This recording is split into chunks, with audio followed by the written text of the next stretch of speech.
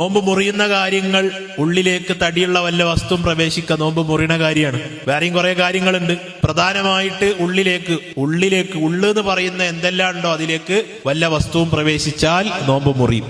അപ്പോ ഭക്ഷണം മാത്രല്ല, ഒരാൾ ചെവിയിൽ എന്തോ സാധനട്ട് തിരിച്ച്, അല്ലെങ്കിൽ മൂക്കിലേക്ക് മരുന്നിറ്റിച്ച്, അല്ലെങ്കിൽ വായിലേക്ക് മരുന്നിറ്റിച്ച് നോമ്പ് മുറി, നോമ്പ് ബാത്തിലായി പോകും. കണ്ണിലേക്ക് മരുന്നിറ്റിച്ചാൽ നോമ്പ് മുറിയില്ല. അത് ചില ആൾക്കാർ ചോദിക്കും, കണ്ണിൽ മരുന്നിറ്റിച്ച് കഴിഞ്ഞാൽ തൊണ്ടേക്ക് അതിന്റെ രുചി ഇറങ്ങില്ല, അതൊന്നും കുഴപ്പമില്ല. കാരണം കണ്ണ് എന്നുള്ളത് ഉള്ളു എന്ന് പറയപ്പെട്ട സാധനമല്ല. പിന്നെ പല ആളുകൾക്കുള്ള സംശയമാണ്, ഇഞ്ചക്ഷൻ വെച്ചാൽ നോമ്പ് മുറിയോ ഇല്ലേ? നമ്മളെല്ലാ റമദാനിലും ക്ലാസ് എടുത്ത് കൊടുക്കുന്നതാണെങ്കിൽ ആളുകൾക്ക് സംശയം ഉണ്ടാവും. മസിലുകളിലേക്ക് ഇഞ്ചക്ഷൻ വെച്ചാൽ നോമ്പ് മുറിയില്ല. പക്ഷെ ഞരമ്പിലേക്ക് ഇഞ്ചക്ഷൻ വെച്ചു, ഞരമ്പ് രക്തം എടുക്കാനാണെങ്കിലും മരുന്ന് കയറ്റാനാണെങ്കിലും ഞരമ്പിലേക്ക് ഇഞ്ചക്ഷൻ വെച്ചാൽ നോമ്പ് മുറിയും എന്ന പക്ഷവും ഉണ്ട്, മുറിയില്ല എന്ന പക്ഷവും ഉണ്ട്. അപ്പൊ സൂക്ഷ്മത എന്താണ്? പകൽ സമയത്ത് ഇഞ്ചക്ഷൻ വെക്കാതിരിക്കുക പറ്റുമെങ്കിൽ. നിർബന്ധ സാഹചര്യമാണെങ്കിൽ മുറിയില്ല എന്ന അഭിപ്രായം വെച്ചുകൊണ്ട് ഇഞ്ചക്ഷൻ വെക്കാവുന്നതാണ്.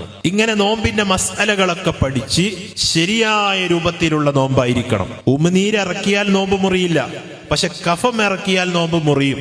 പക്ഷെ ഉമിനീരിന്റെ കൂടെ മറ്റു നമ്മളെ മോണയിലെ രക്തമോ അല്ലെങ്കിൽ മറ്റെന്തെങ്കിലും കലർന്നിട്ട് അതിറക്കി കഴിഞ്ഞാൽ നോമ്പ് മുറിയും.